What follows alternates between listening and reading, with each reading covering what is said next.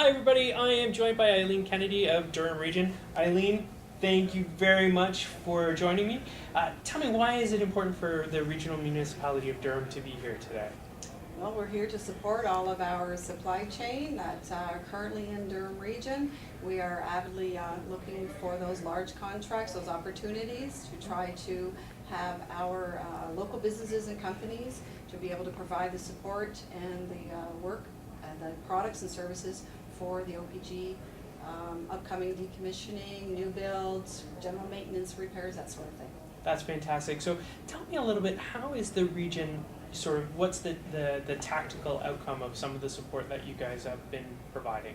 Well, probably the greatest thing that we've looked into lately is last fall we started an initiative called the Nuclear Supply Chain Roundtable Discussions. Okay. And they're a bi-monthly discussion. We held one in November, one in January, one in March, and we're about to have our fourth one on June the 24th. And it's gathered momentum. Every meeting there's a greater number of people there. We have representatives from our local unions, academia, third, fourth, fifth tier companies. We have local government officials as well. We have Ron Oberth from OCI, who's a wealth of information, and Rosemary Yermian, who is our facilitator. And we have presentations from SNC Lavalin, ACON, and OPG, and we are we have great collaboration there. Everyone working together for the same common goal. That's great. So coming out of those roundtables, what has been some of the next steps that have developed out of the roundtable discussions? Well, in between our bi-monthly meetings, we also have two subcommittees that were formed after the March meeting. One subcommittee they're both like task forces with action items, things to go about and make some progress and report back at the next roundtable discussion. One being the nuclear supply chain itself, working with our vendors, trying to capture all of our multi-tiered vendors to make sure that they are aware of the contract opportunities. We want to know what sort of the timeline so that we can help support the local businesses there. The other subcommittee is our education training, which is led by the principal of the skilled trades campus in Whitby here of Durham College. He is the one who puts on the programs and courses that would lead our youth into these particular types of jobs later. So he heads up that task force so that we can find out what human resources projections are going to be for the future.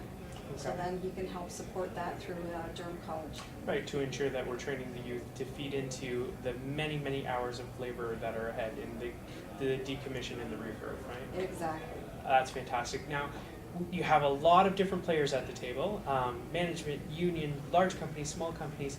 How do you find the collaboration has been around that table and in these task forces?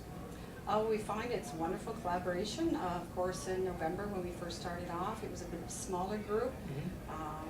And as it's grown, we found out that people have seen the value of coming together and realizing that there's key players at the table here where they can air out and voice some of their concerns, have some of their needs met, have some of the policies or changes that need to happen, have them at least looked at and reviewed, and that they realize there are those key people that they are going to have to work with in the future, and that if we all work together towards the common goal and collaborate well and keep the lines of communication going, then that's going to work out for everybody. That's fantastic. So, as the last question, how is the region going to continue to support the nuclear supply chain? What are some things that you have coming down the road that's not there right now that really feeds out of all the great work you've already been doing? Okay, well, I would think that the kind of the thing with the big wow factor would be our hub. We're going to call it the Durham Advantage. Okay. And that is where, with these different key people feeding into this and getting ideas of what needs to happen to create a one-stop shop for our students, for our youth, and even in high school, looking towards a career, looking for our vendors, all different tiers, third, fourth, fifth, sixth tier companies, wanting to see a streamlined procurement process, wanting to know when contracts are available.